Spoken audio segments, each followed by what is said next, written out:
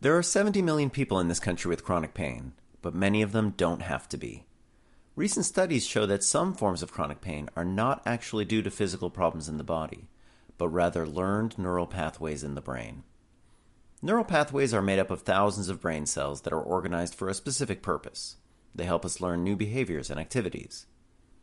Think of a baby trying to walk for the first time. His little brain has no idea what to do, and he falls. But with practice, his brain learns. Push off, lean slightly forward, keep your balance, step, and repeat. With enough repetition, he develops the neural pathways to know just what to do. We develop neural pathways for everything. When we learn to walk, when we learn to type, when we learn how to ride a bike. And once we develop neural pathways, they're stored into memory. Like they say, you never forget how to ride a bike. And just as the brain can learn and remember activities, the brain can learn and remember pain. Imagine that you're out driving. You pull up to a red light, and as you come to a stop, you hear the sound of screeching brakes. You look in the rearview mirror just in time to see the driver behind you, cell phone in hand, with a look of horror in his eyes. You brace.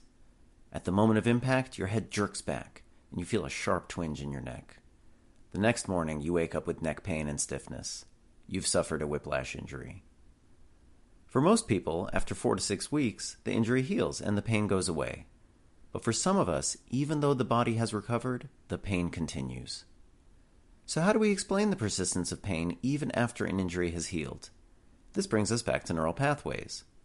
When you get injured, the body sends danger signals to the brain, and you develop neural pathways to help process the pain experience.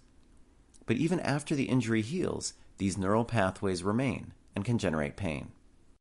This is how acute injuries can turn into chronic pain, even in instances where the body has fully recovered. You can even develop pain without an initial injury. By way of example, here's one of our favorite stories. A few years ago, there was a construction worker out at a job site who stepped on a nail. The nail went all the way through his boot and out the other side. He was in agony.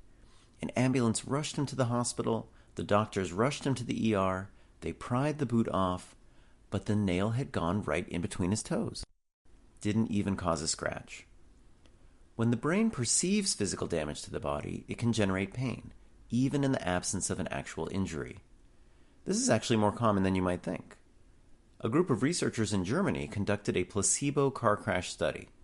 One by one, individuals were placed in a car and given the impression that they were rear-ended, but there was no actual physical impact to the vehicle. Even though there was no way the participants could have been injured, a month after the study, 10% of them had neck pain that they attributed to the accident. Their brains perceived an injury, which led to pain, but the pain wasn't caused by physical harm. It was generated by neural pathways in the brain. More and more studies are finding that our brains have the capacity to generate physical pain. Pain generated by learned neural pathways is very real and can be very debilitating. But the good news is, just as this pain can be learned, it can be unlearned. And in future videos, we'll show you how.